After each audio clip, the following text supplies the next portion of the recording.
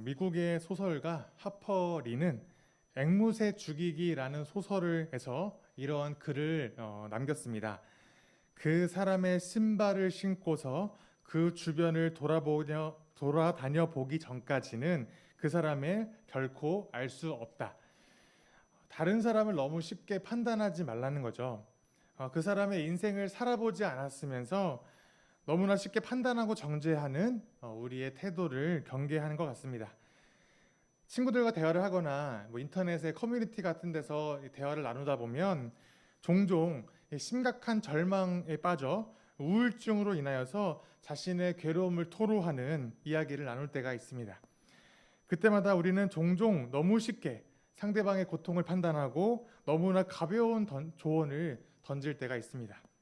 뭐 그것 가지고 그러냐, 너보다 더 힘든 사람 있으니까 그 사람 보면서 힘내라. 뭐 아프니까 청춘이라잖아. 뭐 젊은 사람이 나약해서 되겠냐. 야, 나는 너보다 더 어려운 상황에서 이렇게 이겨냈잖아. 이런 식으로 우리가 너무나 쉽게 판단하거나 너무나 쉽게 이야기한다는 거죠. 물론 나쁜 의도는 아니죠. 그 사람을 조언하고 싶고 그 사람에게 힘을 주고 싶어서 말씀하시는 그 의도는 충분히 이해하지만 그 사람이 지금 현재 겪고 있는 그 아픔과 어려움을 온전히 이해하지 못한 채 가벼운 충고로 위로하는 것은 오히려 더 큰 상처를 낳게 될지 모릅니다. 물론 그 상대방이 우리의 인생보다 더 어렵지 않은 삶을 사는 것도 사실일 수 있습니다. 내가 더 어려웠던 것도 사실입니다. 하지만 누가 더 어려웠느냐, 누가 더 힘들게 살았느냐가 중요한 게 아니라 지금 현재 그 사람이 어떤 고통을 당하고 있느냐가 우리가 더 이해하고 위로하는데 그런 생각이 필요하다는 거죠. 오늘 본문 엘리야의 모습을 보면 이 방금 말씀드린 속담이 다시 한번 생각이 납니다. 이 엘리야의 태도를 보면 전혀 이해를 할 수 없기 때문이죠. 엘리야는 지금 큰 절망감에 빠져 있습니다. 그래서 키도 작고 이파리도 무성하지 않은 로뎀나무 아래에서 하나님께 죽고 싶다라고 외치고 있습니다. 이 엘리야가 이렇게 절망에 빠진 이유가 무엇인지를 보면 이 19장 2절에 나중에 나오겠지만 아합 왕의 아내 이세벨이 엘리야에게 협박을 했다는 이유로 지금 엘리야가 이렇게 절망적인 상황이 되었다는 거죠. 하지만 우리는 이해할 수가 없습니다. 왜냐하면 17장과 18장 말씀을 보시면 잠시 보겠지만 엘리야가 엄청난 기적을 행하고 하나님의 위대한 역사를 경험한 직후에 지금 19장에서 엘리야의 절망을 우리가 볼 수 있기 때문이죠. 아니, 지금 이렇게 방금 전까지만 해도 엄청난 기적을 행했던 엘리야가, 엄청난 하나님의 역사하심을 경험한 엘리야가 왜 갑자기 이렇게 좌절에 빠졌는가? 그리고 또 하나님께서는 어떻게 그를 회복시켰는가를 함께 나누면서 나와 우리 공동체가 어떻게 하나님께 나아가야 될 것인가, 우리의 신앙을 한번 점검해보는 시간이 되었으면 좋겠습니다. 오늘 본문으로 들어가기 전에 잠시 17장과 18장의 내용을 통하여서 엘리야가 얼마나 놀라운 역사를 행했는가를 함께 나누려고 합니다. 이스라엘의 가장 어두운 시대였던 이 아합 왕 시대에 하나님께서는 엘리야라고 하는 예언자를 부르셔서 하나님의 뜻을 증거하기로 하십니다.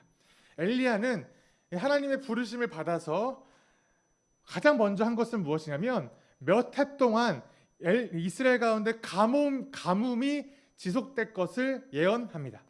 왜 하나님께서는 엘리야의 기도를 통하여서 가뭄을 내리셨냐? 사실 하나님께서 할 수 있는 많은 심판들이 있겠죠. 이 이스라엘을 심판하기 위해서 하실 수 있는 많은 후보들이 있습니다. 그런데 왜 굳이 왜 가뭄을 통하여서 그들에게 경고하시고 심판하셨을까요? 그것은 첫 번째로 레위기와 신명기 말씀을 보시면 하나님께서 언약 백성에게 하나님의 뜻을 따르지 않을 때에 하실 심판 중에 가뭄이 이미 있기 때문입니다. 그러니까 이스라엘 백성들은 가뭄이 내리면 과거의 말씀을 기억하면서 하나님이 지금 우리에게 심판하시는구나, 우리를 경고하시는구나를 깨달을 수 있도록 가뭄으로 그들에게 경고하시는 거죠. 그런데 또한 중요한 의미가 하나 있습니다. 우리 지난주 말씀을 기억하시나요? 지난주에 지금 이스라엘이 하나님을 겸하여 섬기고 있는 우상이 바알신이라고 말씀을 드렸죠. 이 바알 신의 의미는 무엇이었냐면 풍요와 다산의 신이었습니다. 이 바알 신은 그 이스라엘 사람들과 가나안 사람들의 믿음에 의하면, 그들이 우상을 향한 믿음에 의하면 이 바알 신은 비와 이슬을 주관하는 신이라고 믿었습니다. 그러니까 비와 이슬을 주관하니까 그들에게 풍요와 다산을 허락할 수 있는 그 신이다라고 믿었고, 그래서 바알을 숭배했던 거죠. 그런데 오늘 말씀을 보시면 19장 1절이죠. 19장 1절이 아니군요. 17장 1절을 보시면 이렇게 말씀하고 있죠. 비는커녕 이슬 한 방울도 내리지 않을 것입니다 라고 엘리야가 말합니다. 다시 말해서 바알을 숭배하고 있는 이스라엘 백성에게 말하기를, 너희가 지금 하나님을 겸하여서 우상 바알을 숭배하고 있는데 이 바알이 지금 무슨 신이냐? 너가 비와 이슬을 주관하는 신이라고 믿지 않았느냐? 그런데 이것 봐라, 내가 비와 이슬을 내리지 않도록 하나님께 기도하겠다라고 말하는 겁니다. 바알이 얼마나 무능한 신인지, 너희가 하나님과 겸하여서 섬기고 있는 바알이 얼마나 무능력하고 어리석은지를 직접 눈으로 보여주고 싶어서 가뭄을 통하여서 그들에게 심판하기로 하신 것이죠. 엘리야는 이렇게 무시무시한 심판의 말씀을 선포하고 하나님의 보호에 따라서 그릿 시냇가에 몸을 숨기게 됩니다. 그리고 하나님께서는 비록 가뭄이지만 이 엘리야를 그릿 시냇가에 숨기시고 그에게 시냇물을 통하여 물을 공급하시고 까마귀를 통하여서 음식을 먹게 하시죠. 하나님께서는 그를 보호하시기 위해서 잠시 숨기셨는데, 문제는 이 그릿 시냇가도 가뭄 때문에 물이 말라가기 시작합니다. 그러면 어떻게 해야 되냐면 엘리야는 다른 곳으로 이동을 해야 되겠죠. 하나님께서는 엘리야를 특별히 다른 곳이 아니라 시돈 땅 사르밧으로 가도록 명령하십니다. 왜 굳이 시돈일까요? 시돈은 어디냐면 지난주 말씀에 언급했는데 두로와 시돈이라고 해서 이스라엘 땅 북쪽에 있는 지역입니다. 그런데 이스라엘 땅 북쪽에 있는 지역일 뿐만 아니라 이 두로와 시돈이라고 하는 지역은 특별한 의미가 있습니다. 왜냐하면 이 오므리 왕이 두로와 시돈과 동맹을 맺고 그들의 우상인 바알을 이스라엘로 가져왔기 때문이죠. 지금 이 오므리 왕이 했던 일은 두로와 시돈에 있는 우상을 가지고 온 겁니다. 그런데 엘리야가 특별히 그 땅으로 가게 된 거죠. 이 시돈 땅에 가서 엘리야가 봤던 것은 무엇이냐면 바로 그 지역에도 가뭄이 있었다는 것을 확인하게 됩니다.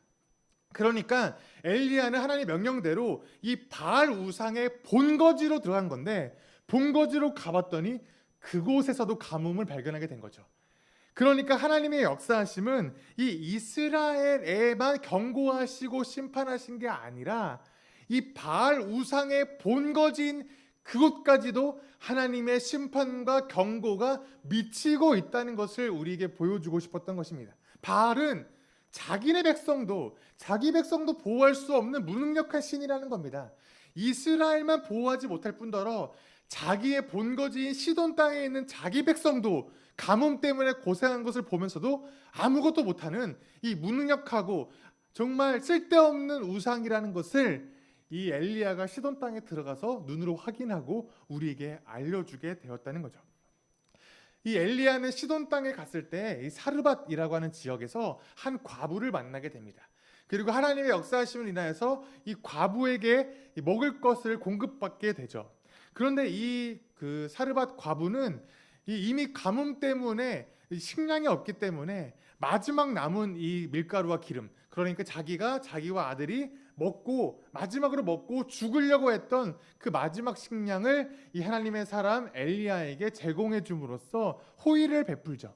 하나님은 엘리야를 통하여 그 사르밧 과부를 축복하십니다. 어떻게 축복하시냐면 매일매일 밀가루와 기름이 마르지 않도록, 떨어지지 않도록 그에게 축복하시죠.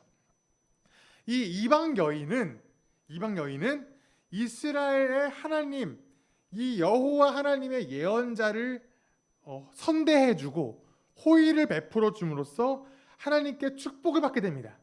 매일 밀가루와 기름이 떨어지지 않는 축복. 다시 말해서 일용할 양식을 허락받게 된다는 거죠. 이 바알의 숭배는 어떤 믿음이었냐면 그들이 창고나 곳간을 가득 채울 만큼의 밀가루와 기름을 얻는 이 풍성함에 대한 이 우상 때문에 바알을 믿은 거 아니겠습니까? 만약에 바알이 그들에게 축복했더라면, 만약에 그런 거라면 이 사르밧 과부의 믿음처럼 그가 믿고 있는 바알이 그를 축복하는 것이라면 아마도 풍요로움에 대한 그 기대를 했었을 겁니다. 밀가루와 기름이 온 창고에 가득해서 막 차고 넘치고 남아도는 그러한 축복을 기대했겠죠. 하지만 하나님은 바알의 축복이 아니라 하나님의 축복은 어떤 축복입니까? 그렇게 쌓아두고 내 멋대로 먹고 흥청망청 즐기는 축복이 아니라 매일매일 하나님이 공급하시는 축복을 그가 받게 되었다는 겁니다. 그러니까 매일매일 밀가루와 기름을 먹고 이러한 양식을 먹어도 떨어지지 않는 그 은혜, 매일매일 하나님의 은혜를 구할 수 있는 그 축복을 그 사르밧 과부에게 하나님께서 허락하셨다는 거죠. 우리 또한 그렇죠. 우리가 하나님을 믿고 예배하며 하나님께 구하는 축복은 무엇입니까? 차고 넘쳐서 남아돌아서 흥청망청 써도 충분한 축복을 추구하십니까? 우리가 우리의 통장 잔고가 매일매일 남아돌아서 마음대로 써도 괜찮은 그러한 축복을 구하십니까? 하나님이 우리에게 주시는 축복은 매일매일의 은혜입니다. 매일매일 하나님께 은혜를 구하면 구할수록 하나님은 결코 우리를 포기하지 않으시고 언제나 우리를 보호하시고 언제나 우리를 지켜주시는 그 은혜, 하나님을 믿고 숭배하고 따를 때마다 하나님께서 결코 우리를 포기하지 않으시고 매일매일 충분한 은혜를 허락하시는 그 은혜, 바로 우리가 하나님께 추구하는 그 은혜라는 거죠. 또 하나님께서는 굳이 이스라엘 중에 누군가가 아니라 시돈 땅에 있는 사르밧 과부에게 역사하셨던 이유는 무엇이냐면, 하나님께서 이스라엘이 아니라 이방 땅에 가서 하나님의 축복을 보여주심으로써 지금 하나님이 이스라엘만의 하나님이 아니라 이방의 하나님인 것을 우리에게 알려주고 있습니다. 오히려 하나님 백성인 이스라엘은 하나님 말씀을 따르지 않습니다. 하나님을 거부하고 이방 우상을 겸하여 숭배하고 있죠.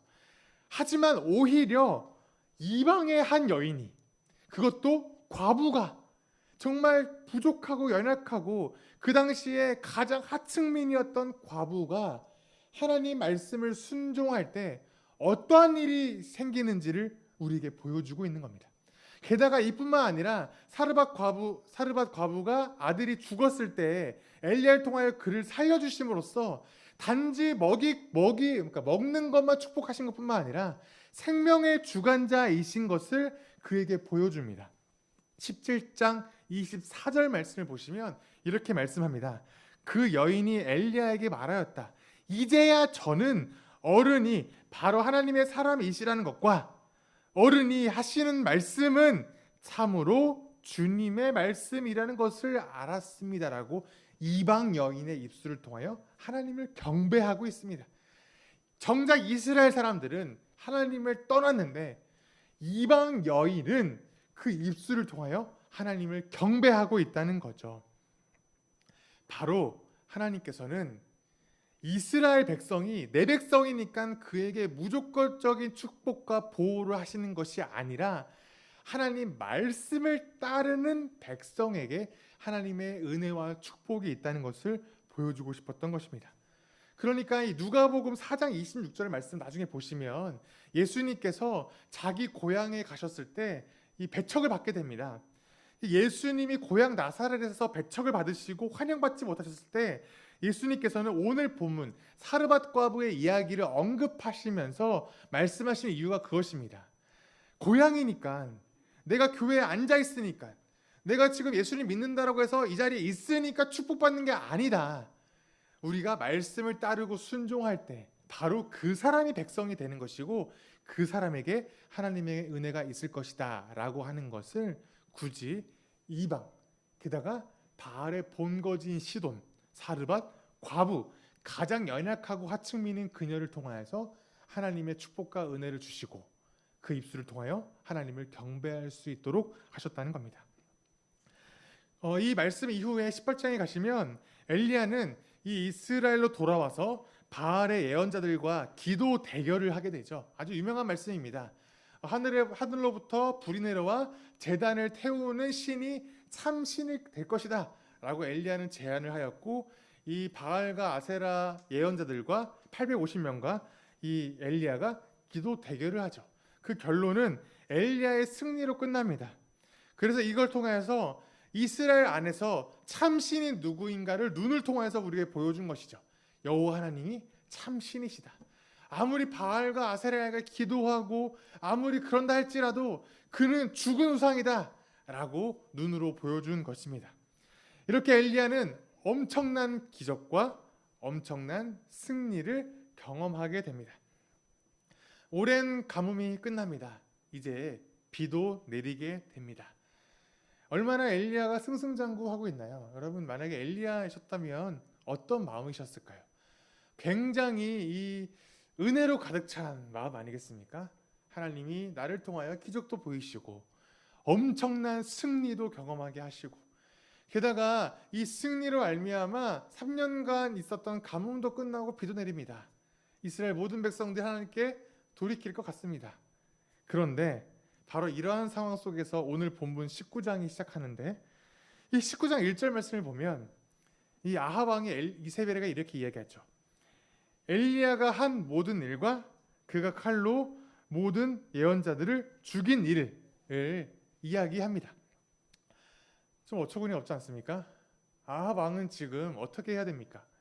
아합 왕은 이 일련의 사건을 통하여서 엘리야가 의지하는 하나님이 얼마나 위대하신 분인지 아합 왕은 눈으로 똑똑히 봤죠. 그러면 아합 왕이 해야 될 일은 무엇입니까? 이세벨을 쳐내고 바알이 아니라 여호와 하나님을 숭배하는 일로 돌이켜야 됩니다.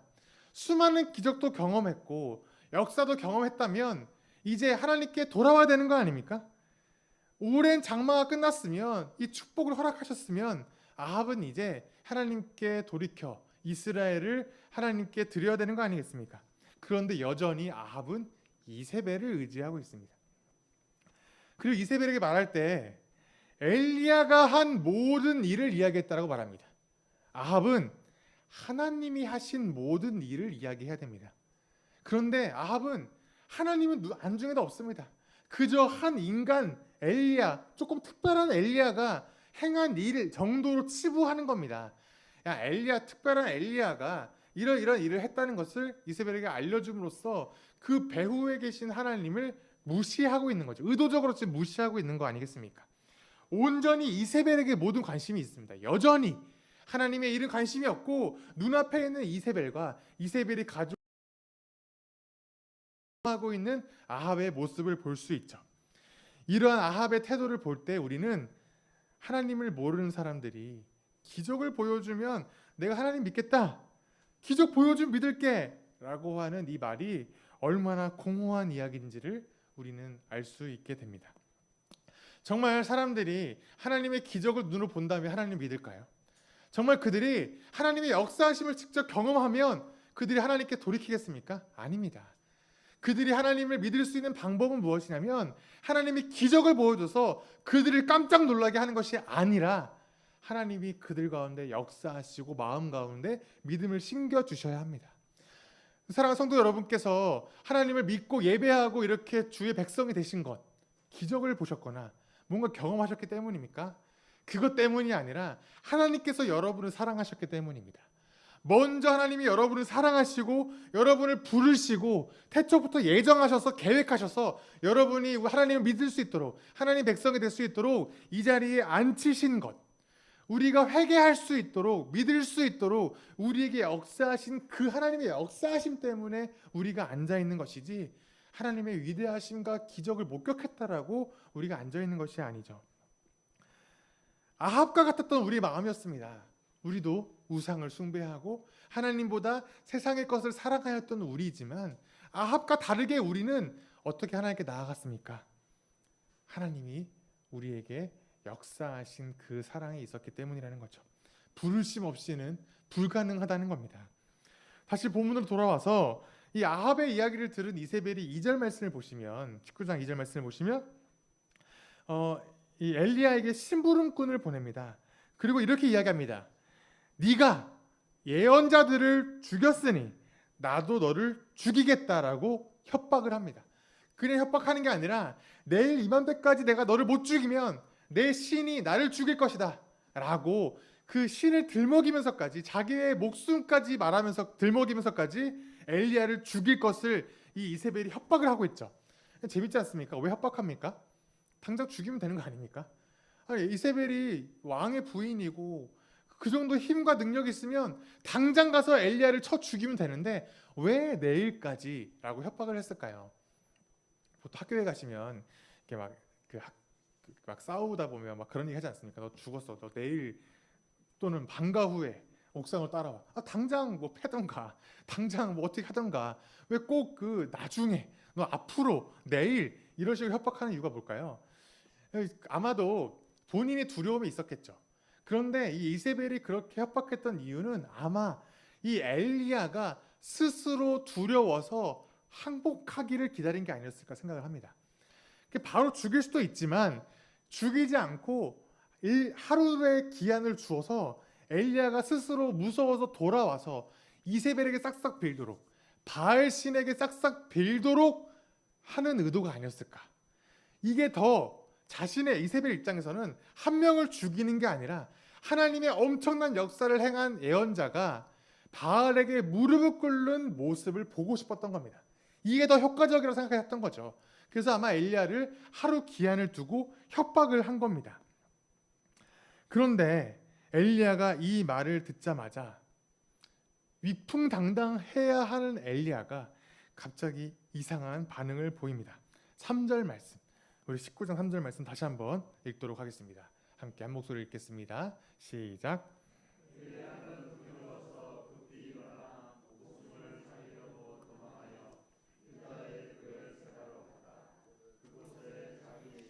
남겨두고. 아멘. 말씀을 시작하면서 이야기했던 것처럼 갑자기 엘리야가 이상 행동을 보입니다. 생명을 보존하겠다는 이유 때문에 유다의 브엘세바로 도망을 간다는 거죠. 이 엘리야가 지금 활동하는 지역은 어디냐면 북이스라엘입니다. 하나님은 엘리야를 북이스라엘의 예언자, 선지자로 부르셨습니다. 그런데 지금 엘리야는 남유다로 도망을 가는 겁니다. 그러니까 북이스라엘을 향한 하나님의 말씀을 선포해야 될 그 사명을 버리고 지금 남유다 저 멀리 도망을 가고 있는 겁니다. 게다가 4절 말씀을 보시면 더 이상한 행동을 하는데 제가 읽겠습니다. 자신은 홀로 광야로 들어가서 하룻길을 더 걸어 어떤 로뎀나무 아래로 가서 거기에 앉아서 죽기를 간청하며 기도하였다. 주님, 이제는 더 이상 바랄 것이 없습니다. 나의 목숨을 거두어 주십시오. 나는 내 조상보다 조금도 나을 것이 없습니다. 갑자기 엘리야가 우울에 빠져서 기도를 합니다. 죽여달라. 죽겠습니다. 차라리 죽는 게 낫겠습니다. 라고 기도를 했다는 겁니다. 제가 처음에 이 말씀을 볼 때, 그러니까 어렸을 때 이 말씀을 처음 들을 때 이 로뎀나무라고 하는 나무가 엄청 크고 잎이 무성해서 그늘이 아주 무성한, 그늘이 잔뜩 있는 그런 나무인 줄 알았습니다. 그러니까 엘리야가 이 태양빛을 피해서, 무더위를 피해서 이 무성한 나무 밑에서 쉬면서 하나님 죽겠습니다 라고 하소연한 정도로 알았습니다. 그런데 로뎀나무는 그런 나무가 아닙니다. 잠시만 화면을 좀 틀어주시면, 로뎀나무는 제가 직접 본 건 아니지만 인터넷 찾아보니까 이런 나무입니다. 어떻습니까? 풍성합니까? 이 나무는 크기가 많이 자라봐야 150cm, 그러니까 사람 남성 키, 여성 키보다 낮은 나무입니다. 그러니까 크게 자랄 수 있는 나무가 아닌 거예요. 이렇게 작고 이 듬성듬성 이파리가 있어서 그늘이 얼마나 있습니까? 이게 지금 이 왼쪽에 있는 사진이 제가 인터넷상에서 가장 그늘이 많은 사진으로 골라왔습니다. 오른쪽이 보통 이 사진이고요. 자, 사진 그 그림을 지우셔도 되고요. 자, 이렇게 정말 그늘이 얼마 없는 남자 상체나 들어가겠습니까? 여기에 기어 들어가서 머리 하나 지금 그늘로 가린 채 기도하고 있는 겁니다. 얼마나 비참합니까? 차라리 무성한 나무에 아주 우거진 그늘에서 쉬면서 아유 하나님 죽겠습니다라고 그냥 신세 한탄 정도 하는 거라면 아유 좀 힘들겠구나, 엘리야 그냥 좀 쉬다가 좀 이렇게 낫겠구나 뭐 이렇게 생각할 수 있겠죠. 더워 죽겠으니까 좀 시원하게 쉬다 보면 기력을 찾겠죠. 그게 아니라 정말 아무것도 없는 이 광야에서 정말 저 손바닥만한 그늘 속에서 고작 그 몸을 꾸기고 들어가서 정말 죽겠다고, 정말 차라리 죽는 게 낫겠다, 사는 것보다 낫겠다라고 그렇게 신세 한탄하며 절규하고 고통스러워 울부짖고 있는 모습이라는 거죠. 얼마나 비참한 모습입니까? 엘리야의 이런 태도를 보고 여러분들은 어떤 생각이 드시나요? 아니, 어떻게 사명자가 그럴 수 있는가? 하나님의 사역을 감당하는 그 예언자가 어떻게 그럴 수 있는가? 하나님의 놀라운 역사를 경험한 예언자라면 언제나 성령 충만해야 되는 거 아닌가? 다시 말해서 어떻게 목회자가, 선교사가, 어떻게 중직자가 그럴 수 있어? 하나님의 은혜를 받았고 사명을 가지고 그렇게 살아가겠다고 그렇게 외치는 사람이라면 어떻게 저런 식으로 행동해? 라고 생각하시겠습니까? 이 독일의 심리학회 보고에 가면 이 목회자 중에 40% 이상이 탈진 증후군을 경험한다고 합니다. 그리고 해외에서 사역하시는 장기 선교사들 중에서 20% 이상이 탈진으로 한국으로 돌아오신답니다. 그러니까 그곳에서 버틸 수 없어서 한국으로 들어올 수밖에 없는 분들이 20% 이상이라는 거예요. 이러한 상황에 여러분 어떻게 생각하십니까? 그리고 여러분들의 상황은 어떠하십니까? 신앙생활을 하시면서 갑자기 이유 없이 찾아온 우울감과 탈진을 경험해 보신 적 있으십니까? 하나님을 예배하고 믿는 것이 의미 없어 보이고 지금까지 열심히 신앙생활하며 봉사했던 모든 시간들이 무의미하게 느껴지시는 경험들이 있으십니까? 다 때려치고 교회를 떠나고 싶은 마음들을 아마 한 번쯤은 이상은 경험해 보셨을 것이라 생각합니다. 과연 여러분들은 이런 주변의 사람들과 스스로를 바라보시면서 어떤 생각을 가지고 계십니까? 기도하지 않았으니까. 왜 기도하지 않았냐? 절레절레 고개를 흔들시며 질책하시겠습니까? 예수 믿는 사람이 어떻게 그럴 수 있느냐라고 그렇게 생각하시겠습니까? 제가 청년들과 사역을 하면서 수련회가 되면 꼭 하는 프로그램이 있었습니다. 무엇이든 물어보세요라고 라는 프로그램을 제가 꼭 했었습니다. 항상 둘째 날 저녁 집회 끝나고 좀 쉬었다가 밤에 그 시간을 시작했어요. 사람이 밤이 되면 좀 센치해지지 않습니까? 그러니까 좀 감성적이 돼가지고 막 평소에 하지 못한 말도 막 하게 됩니다. 그날 어떤 프로그램을 했냐면 말 그대로 무엇이든 물어보세요라고 해서 정말 지금까지 있었던 신앙의 고민들과 또 궁금증들을 정말 다 물어봐라. 정말 쓸데없는 소리 다 괜찮다. 헛소리도 괜찮으니까 다 물어봐라. 같이 한번 고민해보자. 그런 시간을 수련회 때마다 했던 거예요. 1년에 2번씩 했겠죠. 1년에 2번씩 해도 매번 질문이 새롭게 나옵니다. 그 정도로 우리 가운데 있는 그 질문과 궁금증들이 가득한데 물어볼 데가 없다는 거죠. 그 중에서 한 가지 질문이 있었는데 자살에 대한 질문이었습니다. 자살하면 지옥 갑니다 라고 하는 이 기독교 안에 있었던 전통적인 가르침에 대한 질문인 거예요. 이 주변에 친구들의 주변 친구들 중에 자살하는 친구들이 있는 겁니다. 뭐 가족들 중이나 가까운 지인들 중에 자살을 한 사람들 보면서 그들 참 지옥 갑니까? 라고 물어보는 거죠. 그때 저는 이렇게 이야기합니다.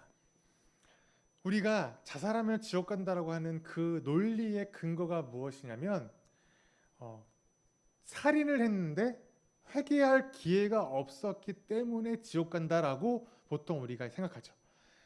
그러니까 자기가 자살한다는 건 자기 자신을 살인했다는 이야기인 거고 살인한 이후에 회개할 기회가 없이 죽어버렸으니 지옥 가는 거 아니겠느냐라고 보통 생각하는데 과연 우리 모든 성도들은 죽기 전에 모든 죄를 다 회개하고 죽으십니까? 모든 사람들이 모든 죄를 낱낱이 다 회개한 다음에 죽습니까? 그래야만 천국 갑니까? 우리가 천국 가고 지옥 가는 기준이 어디에 있습니까? 회개했냐 안 했냐입니까? 아니라 믿느냐 안 믿냐 있는 거 아닙니까? 하나님이 선택하셨느냐 아니냐, 하나님이 우리를 하나님 백성으로 불러주셨느냐 아니냐, 믿었느냐 아니냐의 기준이 있는 것이지 몽땅 다 회개했느냐 아니냐의 기준이 있는 게 아니죠. 그러면 자살하면 지옥 간다는 말이 되지 않습니다. 물론 제가 말하는 것은 자살했다고 천국 간다는 얘기는 아닙니다. 그런 식으로 말씀하는 게 아니라 자살했다고 해서 무조건 지옥 간다는 말이 틀렸다는 거죠. 그 사람이 예수 그리스도를 믿느냐 안 믿느냐에 달려있다는 겁니다. 그럼 이 말씀을 드리면 꼭 이렇게 질문이 들어옵니다. 아니 어떻게 예수 믿는 사람이 자살해요?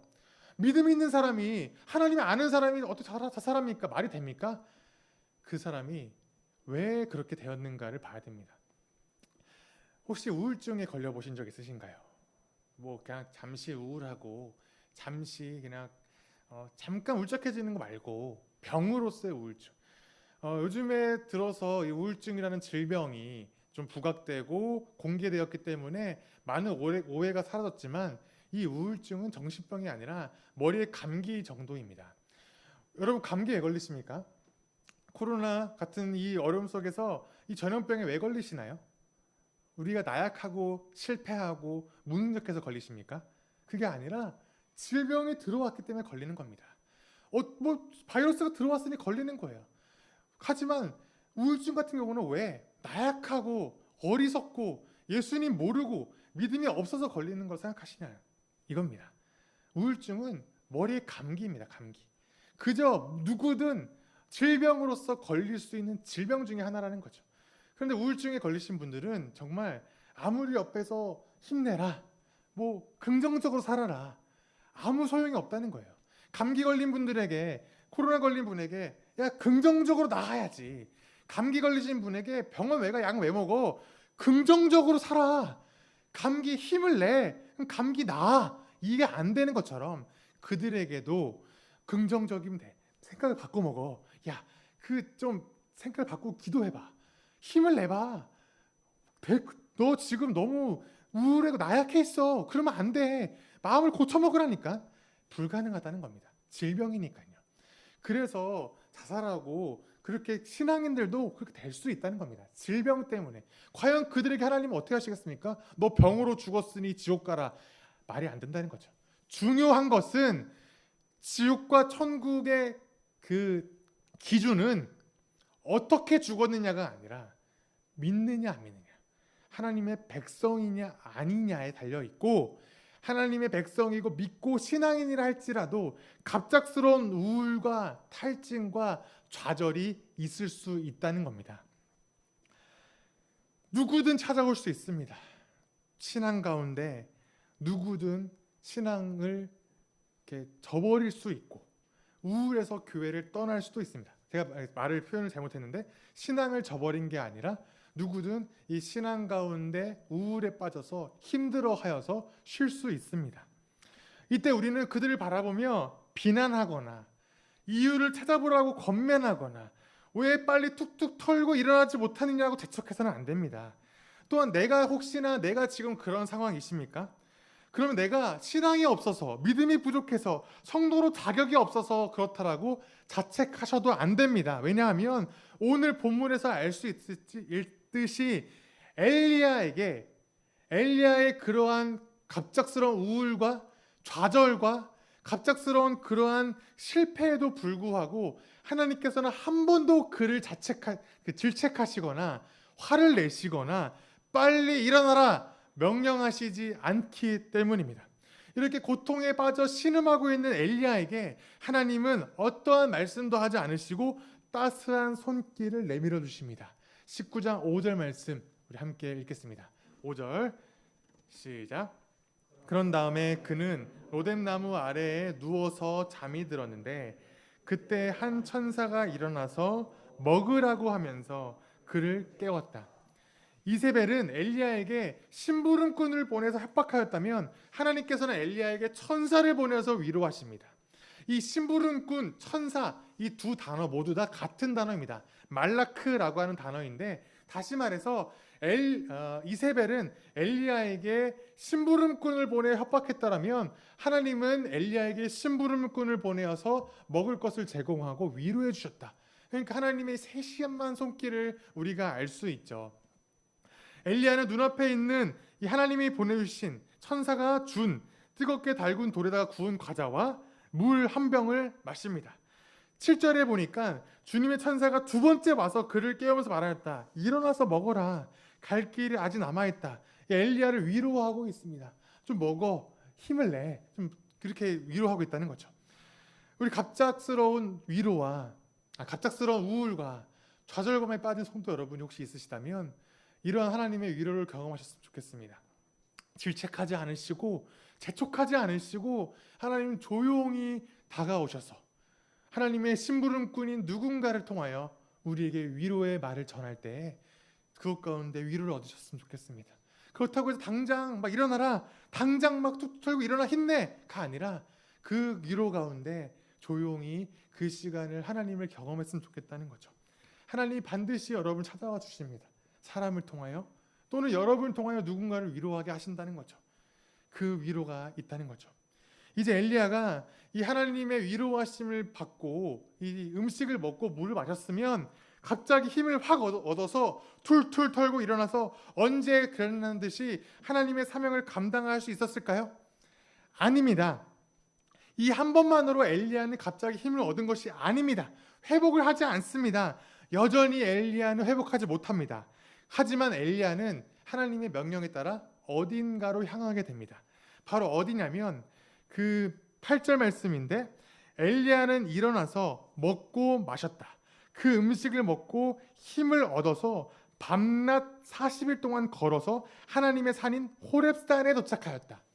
엘리야는 아직 완전히 회복하지 못하였지만 어쨌든 먹고 마신 이후에 힘을 내서 좀 쉬다가 천천히 걸어서 호렙산으로 이동합니다. 왜 호렙산일까요? 왜 엘리야는 굳이 그곳으로 갔을까요?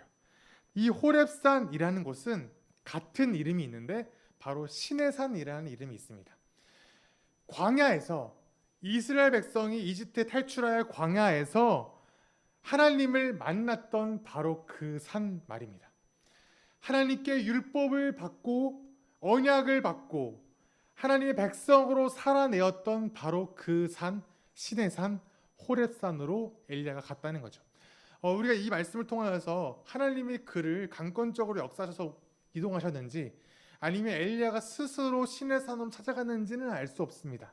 하지만 어쨌든 엘리야는 음식을 먹고 하나님의 위로를 듣고 그 조금 난 힘을 가지고 유일하게 했던 행동이 바로 신의 산으로 갔다는 거죠. 신의 산에서 엘리야는 하나님을 만나게 됩니다. 원래 이스라엘 백성이 하나님이 역사하실 때 어떻게 역사하시냐면 천둥과 번개와 큰 소리로 그들에게 역사하시죠. 지진을 통하여서 강하게 그들에게 경외심을 불러일으키는 방법으로 하나님이 이스라엘 백성에게 찾아오십니다. 그런데 오늘 엘리야에게는 어떻게 찾아오시냐면 부드럽고 조용한 소리 가운데 하나님이 그에게 말씀하십니다. 12절 말씀을 함께 읽겠습니다. 12절 시작. 그 바람이 지나가고 난 뒤에 지진이 일었지만 그 지진 속에도 주님께서 계시지 않았다.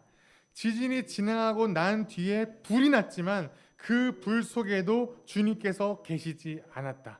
그 불이 난 뒤에 부드럽고 조용한 소리가 들렸다.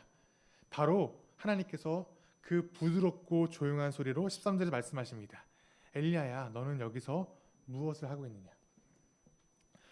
하나님께서는 엘리야에게 강력하고 두렵게 역사하신 게 아닙니다. 항상 하나님은 이스라엘 백성에게 그렇게 역사하시고 보여주심으로써 이스라엘 백성이 경외하며 무릎 꿇도록 하셨지만 오늘만큼은 부드럽고 조용한 음성으로, 우리 개역개석 성경에 의하면 세미한 음성 가운데 엘리야에게 말씀하십니다.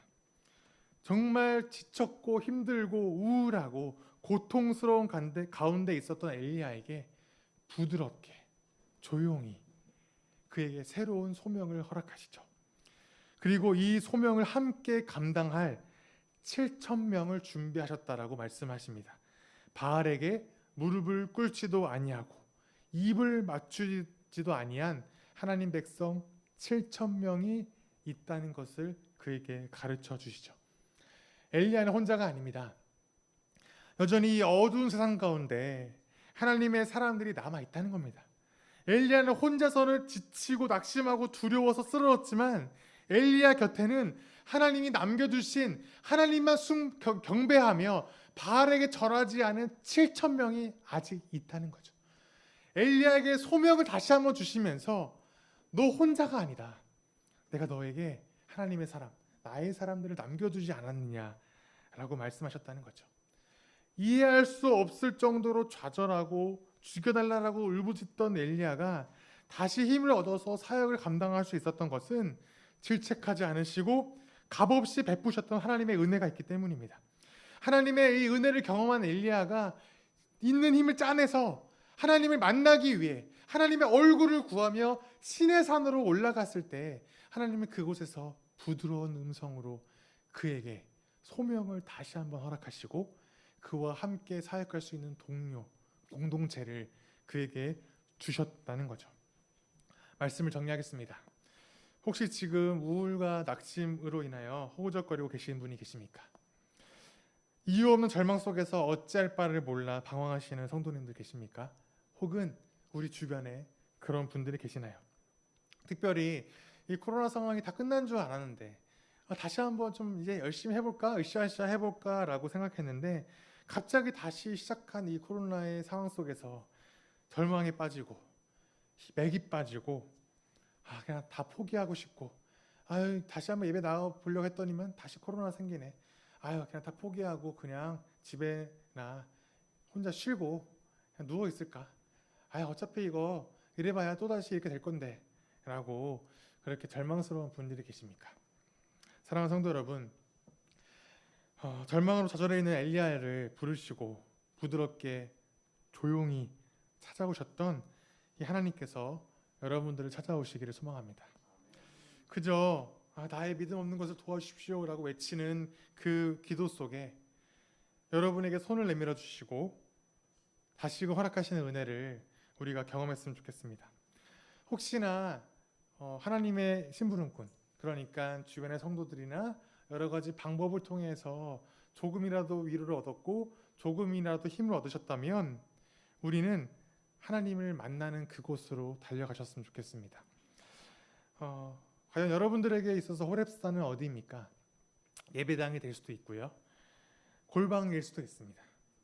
조용히 하나님 말씀을 묵상할 수 있는 카페가 될 수도 있고요. 도서관이 될 수도 있습니다. 우리가 어디에 있든지 우리가 정한 그곳에서 하나님의 얼굴을 구하셨으면 좋겠습니다. 조용히 하나님의 위로를 경험하면서 내가 힘낼 수 있는 것, 내가 다시 이렇게 세울 수 있는 것은 나의 힘으로 가능해, 긍정의 힘으로 가능해 라고 착각하지 마시고 그때야말로 하나님의 얼굴을 구할 때임을 우리가 잊지 말았으면 좋겠습니다. 바로 그때 하나님께서는 우리가 잠시 잊고 있던 소명을 다시 깨닫게 하실 것입니다. 우리를 나무라 하지 않으시고 오히려 위로하시고 회복시키실 것입니다. 너 혼자가 아니야. 우상에게 무릎 꿇지 않고 입을 맞추고 있지 않은 너의 믿음의 공동체가 있지 않냐. 그들을 너 주변을 봐봐. 함께 하나님 나라를 소망하며 함께 위로를 얻고 함께 달려갈 바로 그 사람이 너 옆에 있잖아 라고 우리에게 그렇게 소명을 주시고 다시 위로하실 것이라는 거죠. 바로 우리에게 허락하신 이 믿음의 공동체, 우리 시온소 공동체를 통하여서 하나님께서 주시는 새로운 소명을 깨닫는 우리 모두 성도님 되시기를 축복합니다.